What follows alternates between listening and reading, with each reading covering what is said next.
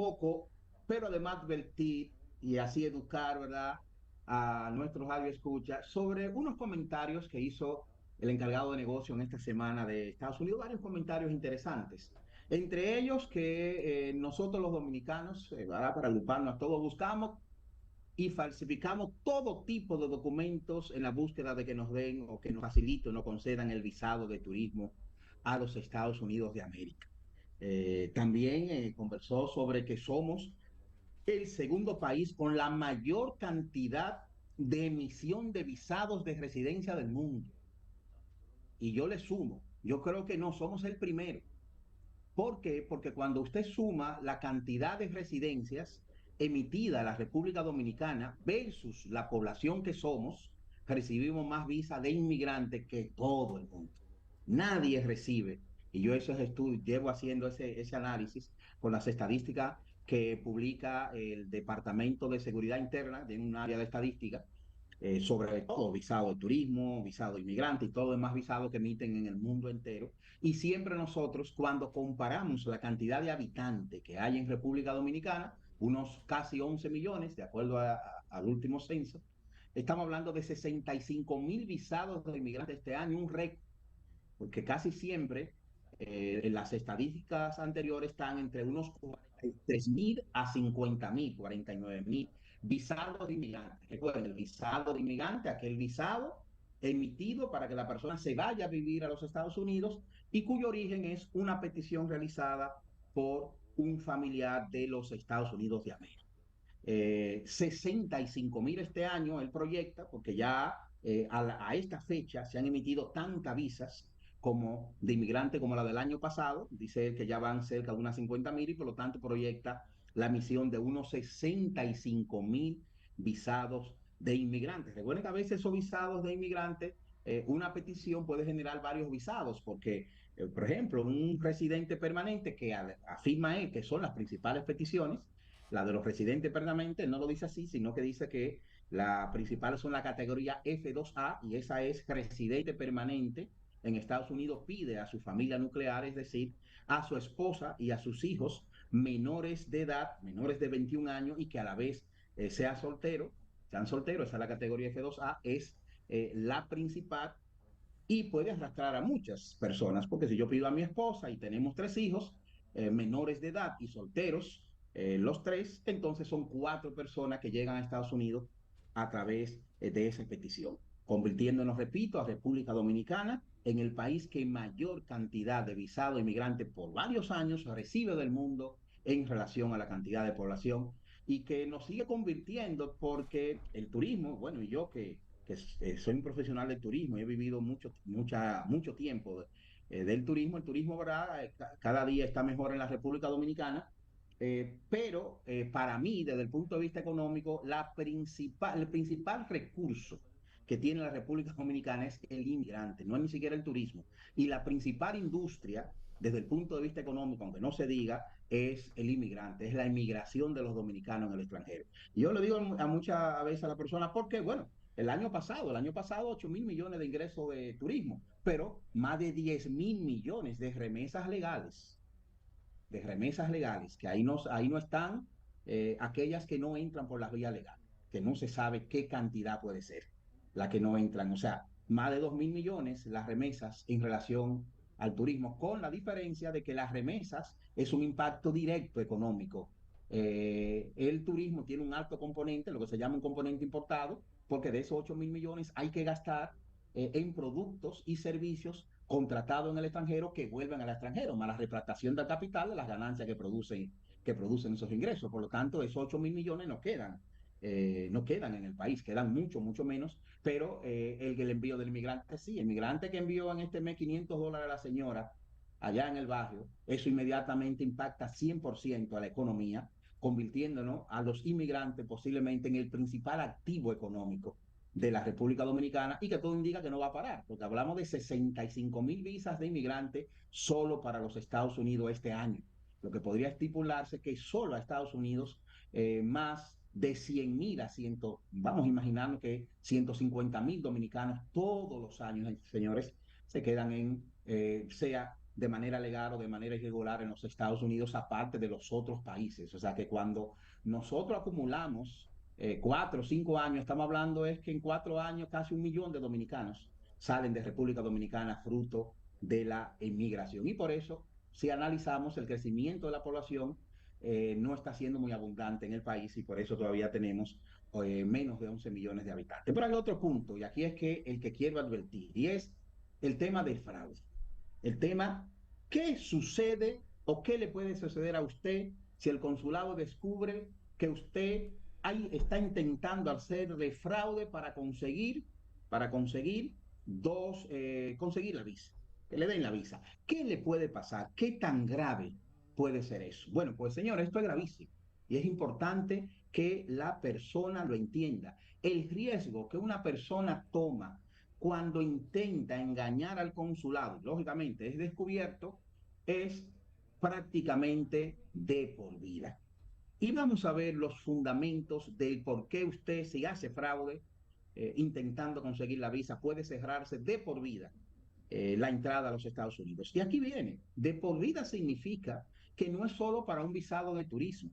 Si usted intenta hacer fraude hoy para un visado de turismo y 10 años después quiere llegar a los Estados Unidos a través de una residencia, a través de una petición de una esposa, de un esposo, de un hermano, de un padre, de una madre, tampoco le van a emitir el visado de inmigrante, porque usted obtendría lo que se llama una inadmisibilidad. Una inadmisibilidad, que eso se especifica bastante claro en la sección 212 de la ley migratoria de los Estados Unidos, que tiene dos elementos, que puede ser o fraude o tergiversación intencionada, se llama, o fraude directamente o tergiversación intencionada. Fraude es directo.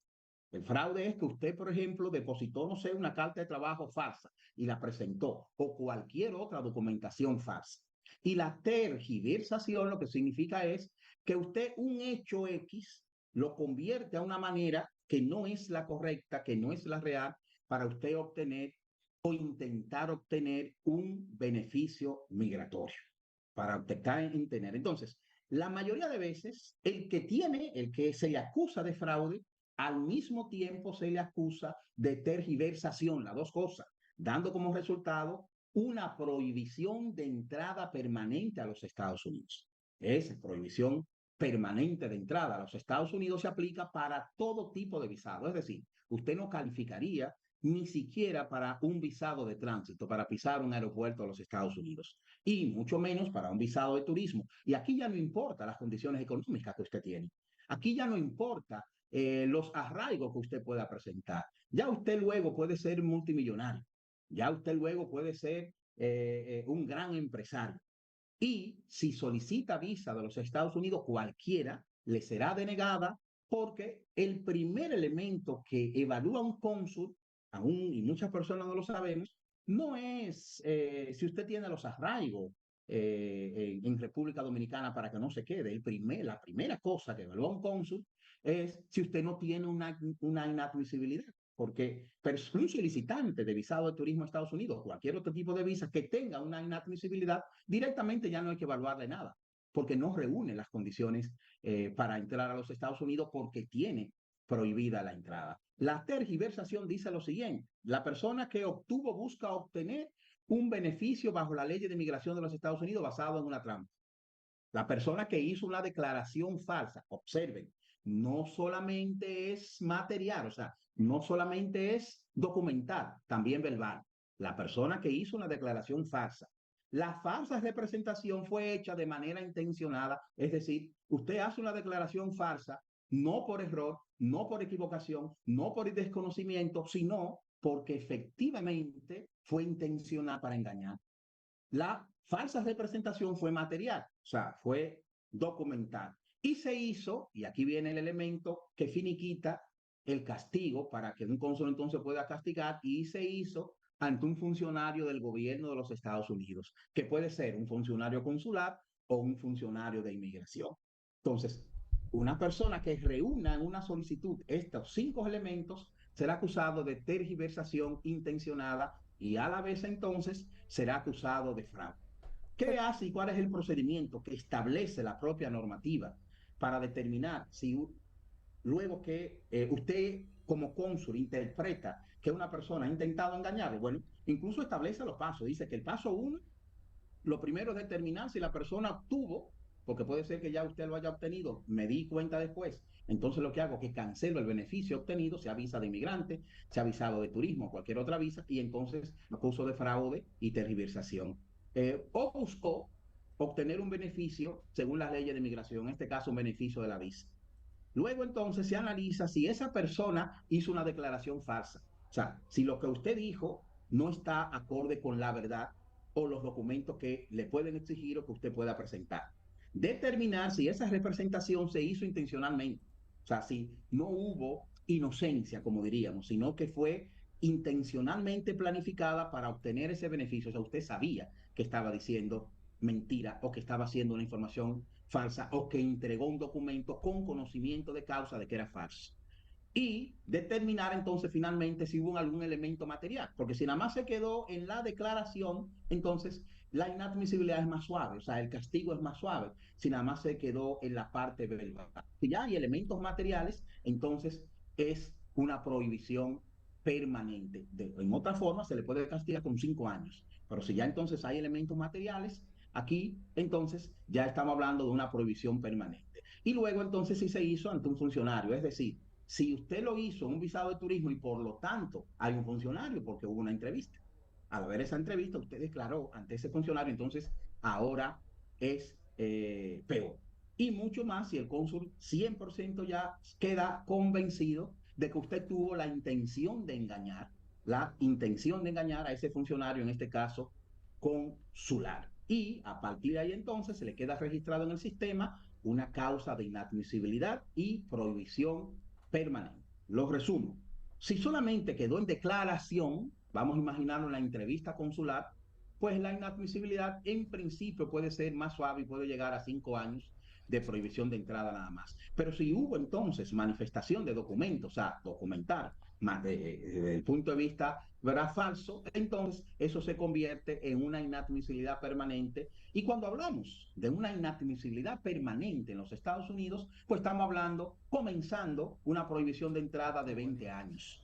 Una prohibición de 20 años que, ojo, no significa que luego de los 20 años ya usted le vayan a dar la visa, porque esa mancha continúa, ¿verdad? Esa mancha continúa ahí y por lo tanto podríamos estar hablando de una prohibición de entrada de forma indefinida en los Estados Unidos de América. Es decir, los castigos, el castigo que usted puede conseguir por intentar presentar un documento de solicitud falso, con declaraciones falsas, con documentación falsa, con escrito falso en el DS 160 o con una expresión de falsedad, o sea, expresión oral, ¿verdad?, en su entrevista ante un cónsul, una cónsul de los Estados Unidos, llevan consecuencias que le afectarían de por vida y cerrarse la entrada a ese país prácticamente para siempre. Entonces, el Fernando, consejo es no inventar con eso. Fernando, yo me llama mucho la atención que en los últimos tiempos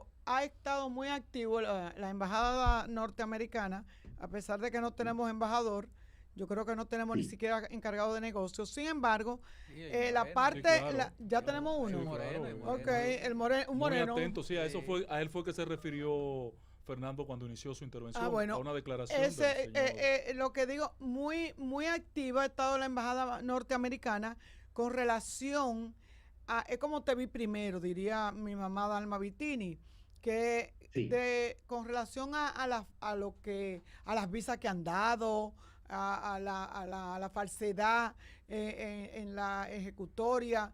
Esto no sería como una estrategia y que viene el palo acechado. El palo acechado para mí es recortarnos la cantidad de visas. Bueno, puede ser. No obstante, el consulado para recortar, hay algo importante, queda claro y que yo siempre lo he dicho y que él lo confirmó. Los visados de turismo no tienen límites. El visado de residencia sí. Los visados de residencia tienen unos límites establecidos por el Pero consulado, que a por el ti te daban, Congreso de los eran, Estados que le Unidos. daban 10 visas a un cónsul, 5 a otro, 7 a No, no, otro. no, no, no. ¿Eso no es así? Eso, No, eso no es verdad. Y él lo Es confirmó, una porque esquina que habla legalmente no es así. posible. Bueno, yo no diría que no lo puedan hacer, porque bueno, yo como funcionario hasta del Estado, yo puedo hacer algo que la ley no me permite, de manera administrativa. Pero la ley no en ningún momento establece límites para los visados de turismo, sí establece límites para los visados de residencia. Por lo tanto, ellos administrativamente pueden incrementar los requisitos, como a veces lo hacen, de decir, bueno, pues vamos a incrementar los requisitos de evaluación para que los visados entregados sean visados más válidos y que la tasa de personas que se quedan con el visado de turismo baje, porque hasta eso ellos los miden. Y él dijo algo importantísimo. Han creado una unidad especial exclusivamente para evaluar las declaraciones y documentos presentados en las solicitudes que puedan ser falsas. Una unidad especial. Ya yo te dije. Esa gente En la siempre tiene su entrevista le estrategia. preguntaron como si podía dar un poco más detalle y él utilizó la siguiente expresión, que no pueden dar como cuáles métodos estaban utilizando ellos para detectar esos fraudes. No, Y se lo pueden le decir. hizo No, el no. entrevistador. Y él Jamás. contestó, bueno, preferimos no dar información porque los que se dedican a esto están atentos a lo que nosotros decimos para mejorar su técnica. Exacto. Así es. Ahora, lo que sí yo sé que están diciendo la verdad son los que venden limones. No, lo que yo sí sé es que si Sí, usted va a lo donde anuncian como agrio. No, no. Sí, Lo que porque yo lo sí dicen. sé. Lo que Limones yo, agrios, no, tú no, lo no. Lo compras. anuncian como agrio. Lo que yo sí sé que si usted va a donde Fernando, usted no tiene problema. Ah, eso sí. Así Está que dé su garantizado. dato, Efectivamente, eso Fernando, para que no haya problema con usted. Sí, porque muchas personas se meten en buen dominicano en un lío por desconocimiento. Hay Sí, una parte porque llenan que unos lo hace papeles por, y ponen una cosa que no otro es. por privar más en tigre. y otros por privar y otros porque como no comprenden, y por eso el objetivo de yo explicar aquí, y que de esa manera se enteren miles y miles de dominicanos, y otros porque como no comprenden lo que eso significa, Ujú, ujú. no logran valorar, vamos a decir, siendo sinceros, coste-beneficio. Así es. Y creen, y creen que el coste de ser descubierto no es tan alto y que por lo tanto le compensa el beneficio de intentar hacer fraude porque luego las consecuencias no van a ser tan graves y no compensa. Y a Porque las veces cometen consecuencias son errores, Sí, inintencional. y de por vida. Miren, para que ustedes observen, por ejemplo, algo sencillo, lo que puede ser hasta el desconocimiento, ya para cerrar, vamos a suponer una experiencia personal. Mi hija, una de mis hijas más pequeñas vive en España y entonces ella quería ir a hacer el summer a los Estados Unidos. El que tiene el pasaporte europeo, entonces ya sabemos que puede entrar sin visa a los Estados Unidos solo con un permiso que se llama ESTA, que es un permiso que lo emiten por 2 años. Pero eso está regulado por el propio acuerdo waiver que tiene Estados Unidos con esos países. Y dentro de esa regulación está que la persona no puede ir a hacer, por ejemplo, ninguna actividad como el SOMER, no puede hacer ningún curso con ese permiso bueno, para no llamarle visa. Pues mi hija, en su inocencia, pensaba que sí. Me lo comenta a mí, yo le digo, cariño. Lamentablemente, si tú quieres hacer eso, obligatoriamente hay que solicitarte allá en Madrid un visado J. Pues imagínense porque por desconocimiento mi hija comete el Así es. error de irse a los Estados Unidos con el ESTA, hacer el SOMER, es descubierta, le cancelan el ESTA, le ponen una admisibilidad y ya mi hija con apenas 20 años tiene una prohibición de entrada a los Estados Unidos simplemente por un desconocimiento de la ley. A eso es la importancia de ponerse en manos de profesionales. Así Gracias, que si pueden Fernando.